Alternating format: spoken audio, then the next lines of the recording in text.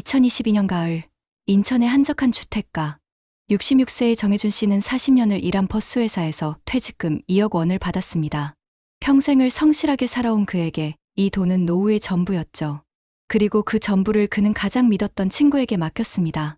40년 지기, 고향 친구 오태식. 결혼식 때 사회를 봐준, 힘들 때마다 옆에 있던 그 친구에게요. 하지만 그 신뢰는 가장 잔인한 배신으로 돌아왔습니다. 이것은 한 노인이 평생 쌓아온 우정이 어떻게 무너졌는지, 그리고 그 후 무엇이 남았는지에 대한 이야기입니다. 안녕하세요. 제 이름은 정혜준입니다. 올해 66살이고 평생 버스회사에서 차장으로 일했어요. 화려한 인생은 아니었지만 성실하게 살았다고 자부합니다. 아침 5시에 일어나 밤 8시에 퇴근하는 삶. 그렇게 40년을 살았죠. 2022년 9월, 저는 드디어 퇴직했어요. 퇴직금으로 2억 원을 받았습니다. 평생을 모은 돈까지 합치면 2억 3천만 원 정도 됐죠. 은행 통장에 찍힌 그 숫자를 보면서 생각했어요. 이제 아내랑 편하게 살 수 있겠구나. 딸아이 수빈이가 결혼할 때 조금 보태주고 남은 돈으로 작은 전원주택이라도 알아볼까 싶었습니다. 그런데 그날 저녁, 40년 지기 친구 오태식이한테서 전화가 왔어요. 형, 퇴직금 받았다며? 축하해. 오늘 저녁 내가 살게. 철물점으로 와. 태식이는 제 고향 친구예요.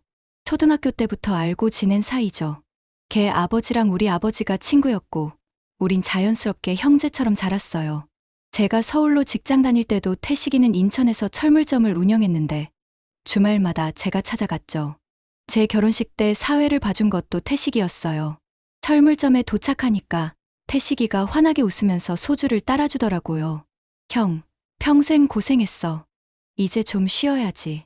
우리는 옛날 이야기를 나누며 술잔을 기울였습니다. 그러다 태식이가 조심스럽게 말을 꺼냈어요. 형, 사실 형한테 좋은 제안이 하나 있어서 불렀어. 요즘 은행 이자가 얼마야? 연 2%도 안 되잖아. 2억을 넣어봤자 한 달에 30만 원 정도. 그걸로 어떻게 살아? 나한테 좋은 기회가 있거든. 철물점 옆 땅에 새로 상가 건물이 들어서 거기 한 평 분양받았는데 임대 수익이 장난 아니야.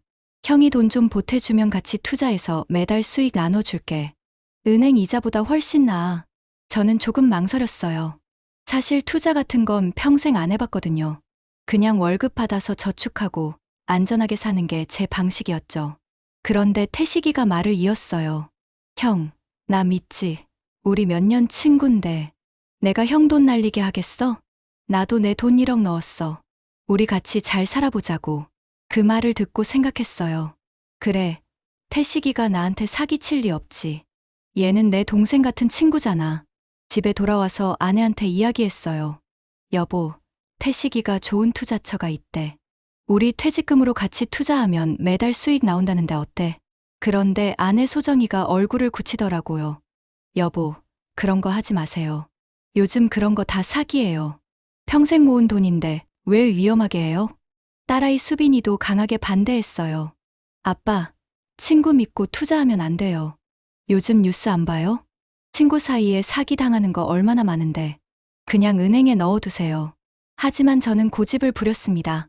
야, 너희는 태식이를 몰라서 그래. 걔는 그런 애가 아니야. 내 결혼식 때 사회 봐준 친구고, 수빈이 너 어렸을 때 장난감도 사줬던 삼촌이야. 그 친구가 나한테 사기를 치겠어. 평생 의리로 산 사람인데. 아내와 딸은 더 이상 말리지 않았어요. 대신 한숨을 쉬며 말했죠. 알아서 하세요. 나중에 후회하지 마시고요. 다음 날, 저는 태식이 철물점으로 갔습니다. 2억 원이 든 통장과 위임장을 챙겨서요. 태식이는 환하게 웃으며 저를 맞았어요. 형, 결정 잘했어. 형, 후회 안 시켜줄게. 저는 위임장에 서명했습니다. 정혜준은 오태식에게 투자금 운용을 전적으로 위임한다. 펜으로 제 이름을 쓰는 순간 가슴이 약간 두근거렸어요. 불안한 건지 기대되는 건지 모를 그런 느낌이었죠. 하지만 저는 믿었어요. 40년 우정을, 그리고 태식이라는 사람을요. 그로부터 한 달 뒤, 제 통장에 200만 원이 입금됐어요. 태식이한테서 온 문자가 왔죠. 형, 첫 수익금 보냈어. 앞으로 매달 이 정도는 꾸준히 나올 거야.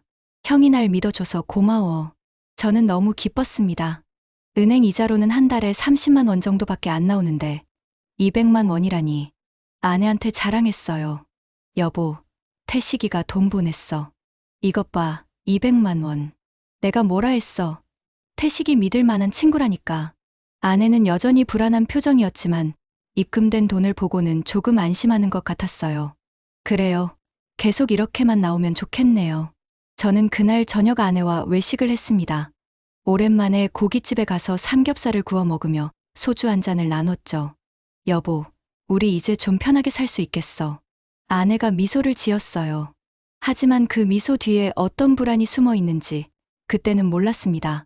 다음 달에도 200만 원이 들어왔어요. 그 다음 달에도요. 저는 완전히 안심했죠. 노인정에 가서 친구들한테도 자랑했습니다. 야, 너희도 투자 좀 해봐. 나 친구가 상가 분양 사업하는데 수익 괜찮아. 매달 200만 원씩 나온다고. 친구들이 눈을 크게 떴어요. 야, 혜준아, 그거 괜찮은 거야? 사기 아니야? 제가 자신 있게 대답했죠. 야, 내 친구 태식이가 그런 사람 아니야. 40년 지기인데. 너희도 나중에 좋은 투자처 있으면 소개해 줄게. 그런데 석 달째부터 태식이 연락이 조금씩 뜸해지기 시작했어요. 전화를 걸어도 잘 안 받더라고요. 받아도 형, 요즘 좀 바빠. 공사 현장 확인하느라 정신없어. 곧 연락할게. 하고는 전화를 끊었어요. 그래도 저는 크게 신경 쓰지 않았습니다. 수익금은 꼬박꼬박 들어왔으니까요. 그런데 네 번째 달, 200만 원이 입금되지 않았어요. 저는 태식이한테 전화를 걸었습니다. 한참 만에 전화를 받더니 태식이가 말했어요. 형, 미안해. 이번 달은 공사가 좀 지연돼서 수익금이 늦어질 것 같아. 다음 달에 몰아서 줄게. 저는 이해한다고 했어요. 그래. 공사 현장이 원래 그렇지 뭐. 천천히 해도 돼. 하지만 불안한 마음이 들기 시작했습니다. 다섯 번째 달에도 돈이 들어오지 않았어요. 태식이한테 전화를 걸었지만 받지 않았습니다. 문자를 보냈지만 답이 없었죠. 저는 직접 철물점으로 찾아가기로 했어요. 아내가 걱정스럽게 물었습니다. 여보, 태식이 씨한테 무슨 일 있는 거 아니에요? 저는 대수롭지 않게 대답했죠. 아니야. 바빠서 그럴 거야. 내가 가서 확인해보고 올게. 철물점에 도착했을 때 제 눈앞에 펼쳐진 광경을 보고 가슴이 철렁 내려앉았습니다. 철물점 문이 굳게 닫혀 있었고 문 앞에는 임대 문에 연락 바랍니다라고 적힌 현수막이 걸려 있었어요. 저는 문을 두드렸지만 아무 대답이 없었습니다. 옆 가게 주인 아주머니한테 물었어요.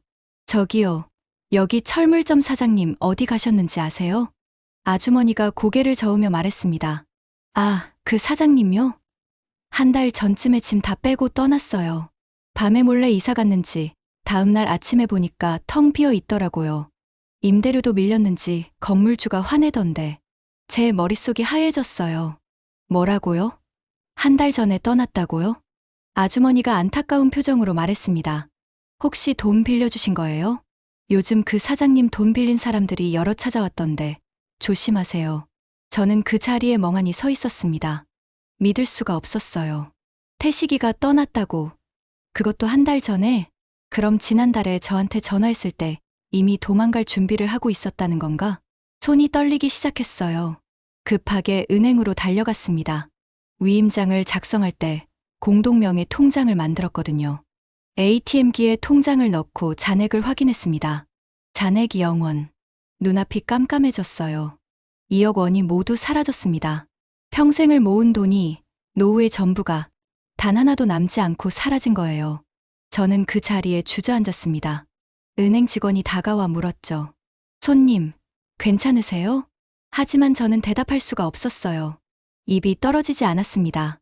집으로 돌아와 아내한테 말했어요. 여보, 태식이가 돈을 가지고 사라졌어. 아내가 눈물을 흘리며 말했습니다. 제가 뭐라고 했어요? 하지 말라고 했잖아요. 이제 어떻게 해요? 우리 노후 자금이 다 날아갔는데.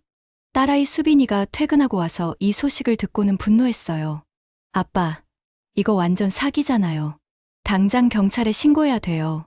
하지만 저는 고개를 저었습니다. 안 돼. 친구끼리 그런 짓은 못해. 수빈이가 소리쳤어요. 아빠, 정신 차리세요. 그 사람이 아빠를 친구로 생각했으면 이런 짓을 했겠어요? 당장 신고하세요. 하지만 저는 끝까지 거부했어요.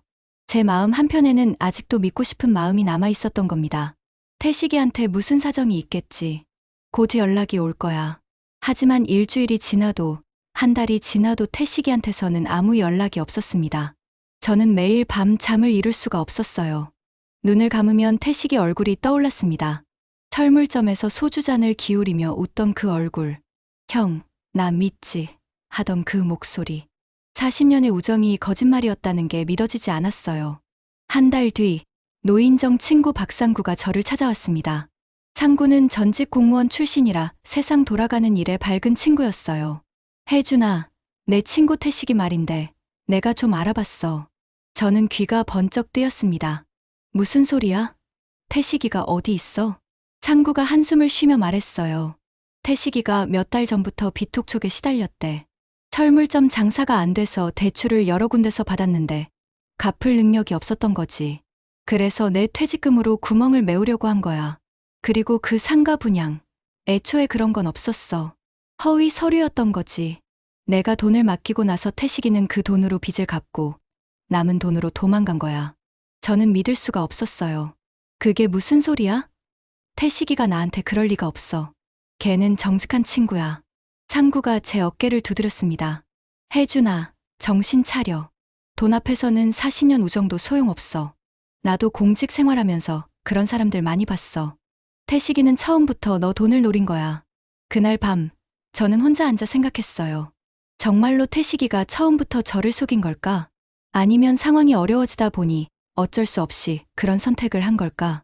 저는 태식이한테 전화를 걸었습니다. 마지막으로 한 번만 이야기를 나누고 싶었어요. 하지만 없는 번호입니다라는 자동 음성만 들렸습니다. 태식이는 번호까지 바꾼 거예요. 그제야 저는 깨달았습니다. 제가 얼마나 순진했는지, 제 신뢰가 얼마나 쉽게 이용당했는지, 40년의 우정이라는 이름 아래 저는 스스로를 속였던 겁니다. 아내가 말렸을 때, 딸이 반대했을 때, 저는 그들의 말을 무시했어요. 태식이는 그런 사람이 아니야 라고 믿으면서요. 하지만 결국 태식이는 그런 사람이었던 겁니다. 며칠 뒤, 딸 수빈이가 저한테 말했어요. 아빠, 제가 경찰에 신고할게요. 이건 명백한 사기예요. 위임장이 있으니까 충분히 처벌할 수 있어요. 이번엔 저도 고개를 끄덕였습니다. 그래, 신고해라. 내가 맞다. 이건 범죄야. 더 이상 태식이를 친구라고 부를 수 없었어요. 그는 제 인생에서 가장 큰 상처를 남긴 사람이 됐습니다. 수빈이는 경찰서에 고소장을 제출했어요. 사기 혐의였습니다. 경찰은 수사를 시작했고 태식이의 행적을 추적하기 시작했죠. 그리고 2달 뒤 태식이가 경기도 어느 작은 도시에서 체포됐다는 연락이 왔습니다. 경찰은 말했어요. 피해자는 도주 자금이 바닥나자 다른 사람들한테도 같은 수법으로 사기를 치다가 잡혔습니다. 피해자가 정혜준 씨 포함해서 총 7명입니다. 7명. 태식이는 저만 속인 게 아니었어요. 다른 사람들도 같은 방법으로 속인 거죠.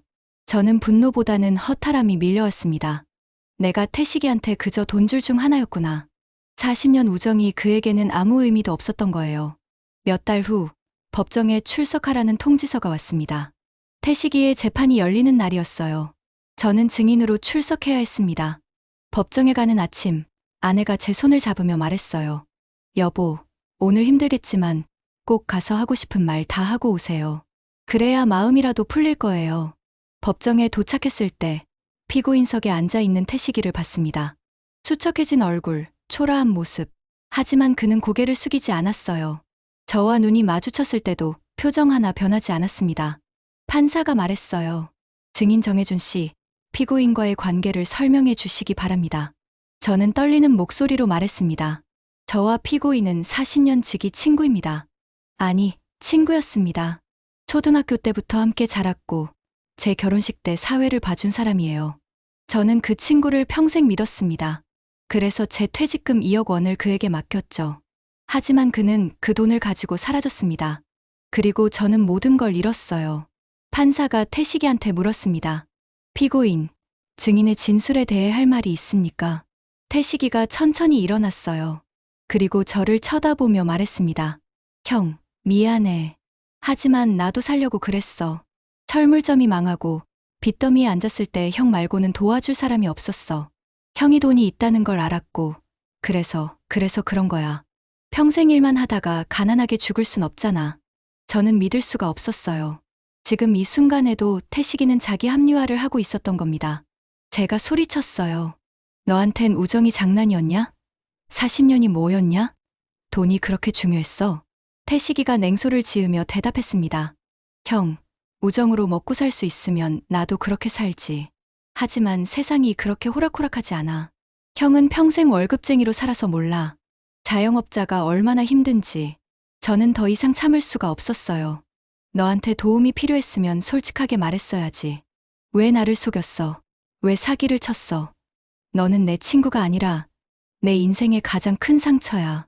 제 눈에서 눈물이 흘러내렸습니다. 법정 안이 조용해졌어요. 태식이는 아무 말도 하지 않았습니다. 판사가 판결을 내렸어요. 피고인 오태식은 사기죄로 징역 3년을 선고한다. 피해자들에게 손해배상을 할 것을 명한다. 하지만 저는 알았어요.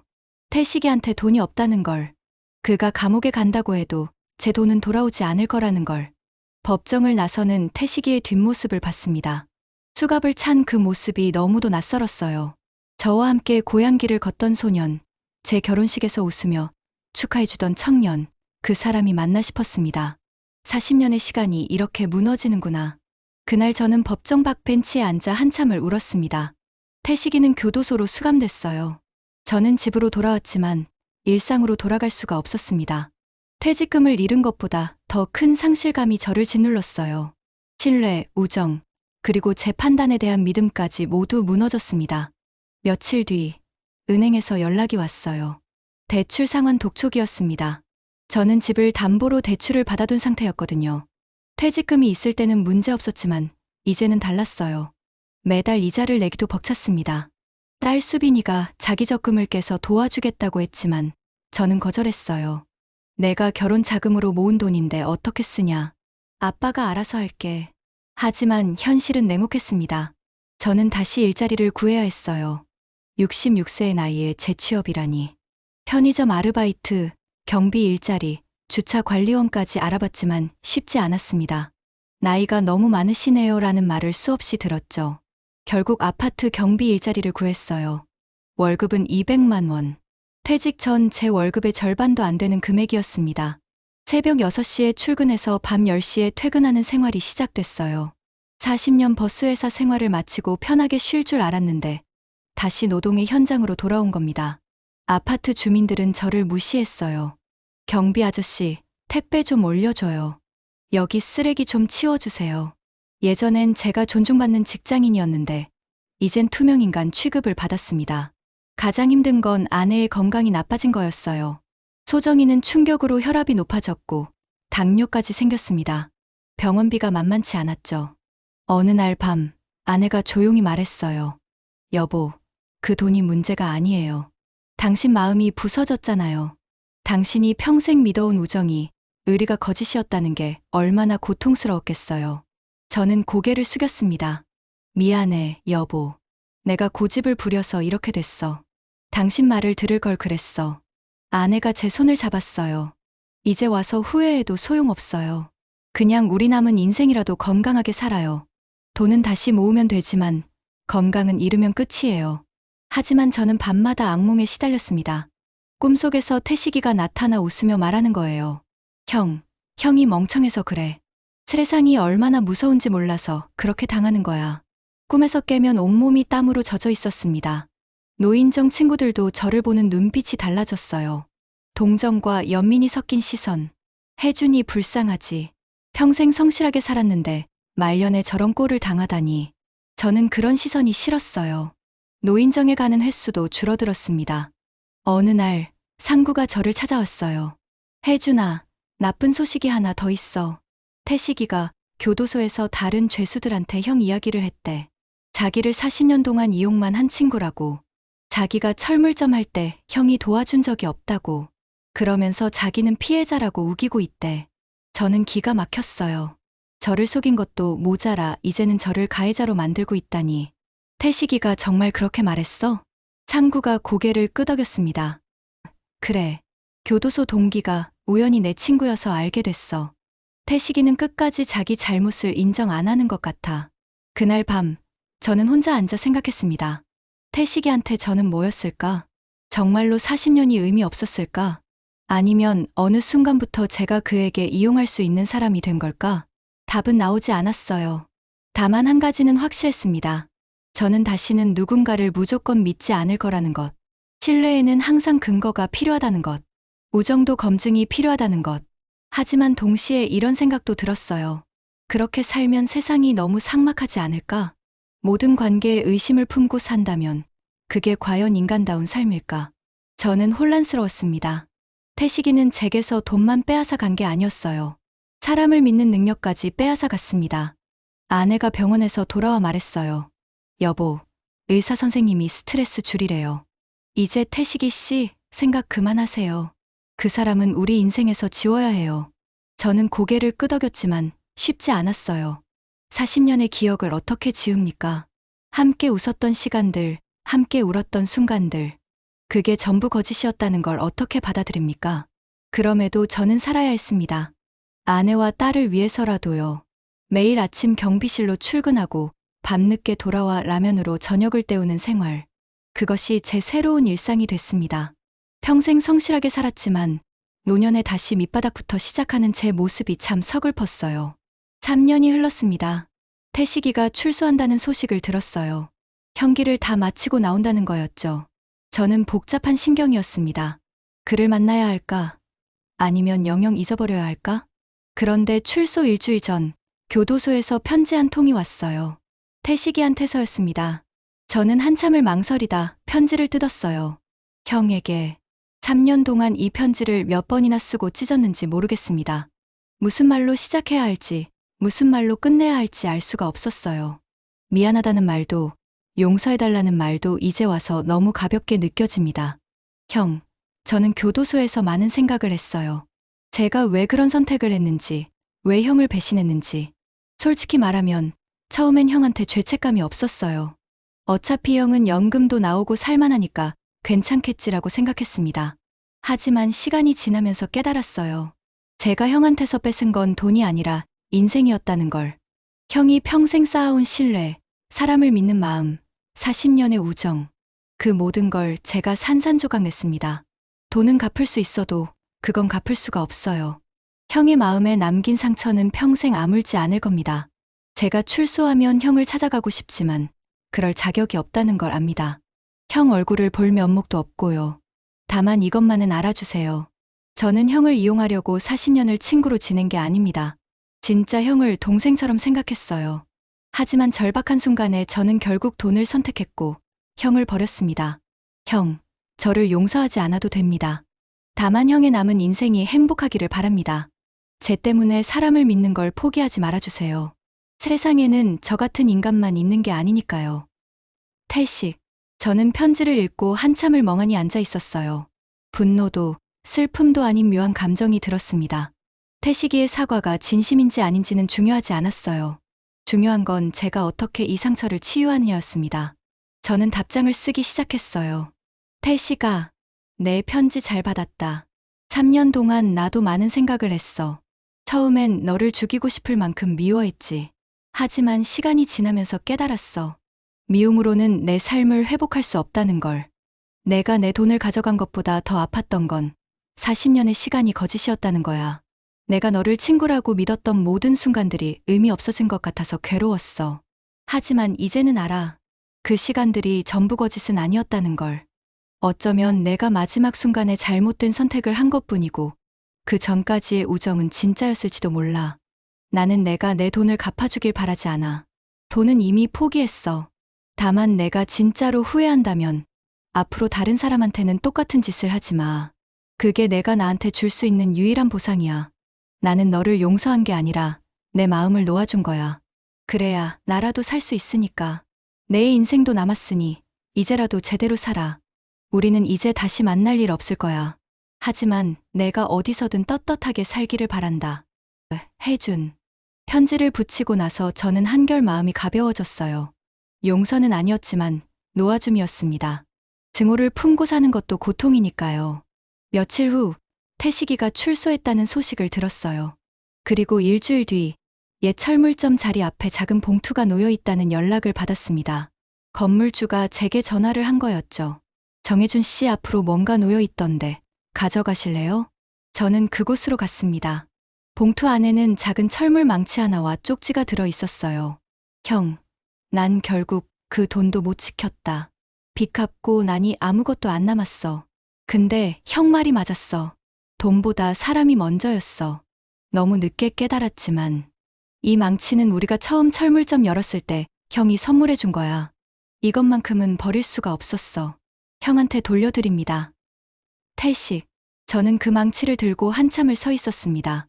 30년 전 태식이가 철물점을 열었을 때 제가 선물한 망치. 이걸로 성실하게 장사해서 잘 살아라고 했던 그날이 떠올랐어요. 그때의 태식이는 순수했습니다. 언제부터 변한 걸까? 아니면 저만 몰랐던 걸까? 그로부터 6개월 후 저는 건강검진에서 췌장암 진단을 받았습니다. 말기였어요. 의사는 말했죠. 6개월에서 1년 정도 남으셨습니다. 아내와 딸은 울었지만 저는 담담했어요. 어쩌면 이게 신의 계획일지도 모른다고 생각했습니다. 제가 세상을 떠나기 일주일 전 딸 수빈이가 제 서류를 정리하다가 낡은 통장 하나를 발견했어요. 아빠, 이게 뭐예요? 저는 흐릿한 눈으로 통장을 봤습니다. 정혜준 오태식 공동명의 통장. 태식이한테 돈을 맡길 때 만든 통장이었죠. 수빈이가 은행에 가서 확인했대요. 거기에는 1,000원이 남아 있었습니다. 태식이가 전부 인출하지 않고 1,000원만 남겨둔 거였어요. 왜 남겨뒀을까? 어쩌면 마지막 양심이었을지도 아니면 그냥 실수였을지도 모릅니다. 수빈이가 눈물을 흘리며 말했어요. 아빠, 오태식 이름을 통장에서 지울까요? 저는 고개를 저었습니다. 아니야. 그냥 둬. 그것도 내 인생의 일부니까. 수빈이가 이해할 수 없다는 표정을 지었지만 저는 미소를 지었어요. 40년의 우정이 배신으로 끝났지만 그 시간 전부가 거짓은 아니었습니다. 함께 웃었던 날들, 서로를 의지했던 순간들. 그건 진짜였어요. 다만 마지막에 태식이가 잘못된 선택을 한 것뿐. 저는 그렇게 믿고 싶었습니다. 제가 세상을 떠나던 날, 병실 창밖으로 봄비가 내렸어요. 아내와 딸이 제 손을 잡고 있었죠. 저는 마지막으로 중얼거렸습니다. 태식아, 다음 생에는 제대로 된 친구로 만나자. 그때는 서로 배신하지 말고. 그리고 저는 조용히 눈을 감았습니다. 장례식이 끝나고 묘지에 누군가 찾아왔습니다. 수척한 얼굴의 노인, 오태식이었어요. 그는 혜준의 묘비 앞에 무릎을 꿇고 오래도록 울었습니다. 형, 용서해 주세요. 형이 아프다는 소식을 듣고 찾아가려고 했는데 용기가 안 났어요. 형 얼굴 볼 자격이 없어서. 이제야 왔습니다. 형, 저는 평생 이 죄를 안고 살 겁니다. 형한테 받은 마지막 편지, 매일 읽고 있어요. 형이 절 놓아줬다고 했지만 저는 절 용서할 수가 없어요. 태식은 주머니에서 낡은 사진 한 장을 꺼냈어요. 40년 전 고향 앞에서 함께 찍은 사진. 두 소년이 어깨동무를 하고 환하게 웃고 있었습니다. 태식은 그 사진을 묘비 앞에 놓았어요. 형, 이 사진 속 우리는 진짜였어요. 제가 나중에 변질됐을 뿐이에요. 형은 끝까지 그때 그 마음으로 절대했는데. 형, 정말 미안해요. 그는 오래도록 그 자리에 앉아 있었습니다. 봄비가 그의 어깨를 적셨지만 그는 일어나지 않았어요. 한편 수빈은 아버지의 유품을 정리하다가 노트 한 권을 발견했습니다. 아버지가 마지막까지 쓴 일기였어요. 마지막 장에는 이렇게 적혀 있었습니다. 우정은 나이로 쌓이는 게 아니다. 신뢰는 종이 위의 글씨가 아니라 평생의 마음이다. 태식이는 나를 배신했지만 나는 끝까지 그를 친구라고 부르고 싶다. 왜냐하면 그 40년이 거짓이었다고 인정하는 순간 내 인생도 거짓이 되니까. 나는 사람을 믿었던 내 선택을 후회하지 않는다. 다만 아쉬울 뿐이다. 수빈은 눈물을 흘렸습니다. 그리고 중얼거렸어요. 아빠는 끝까지 친구 이름을 지우지 않았구나. 끝까지 사람을 믿으셨구나. 진짜 의리는 돈이 없어도 남는다. 진짜 우정은 배신당해도 기억 속에 살아남는다. 그리고 진짜 사람은 끝까지 믿음을 잃지 않는다. 여러분, 이 이야기를 들으시면서 어떤 생각이 드셨나요? 어쩌면 주변에 비슷한 일을 겪은 분이 계실지도 모릅니다.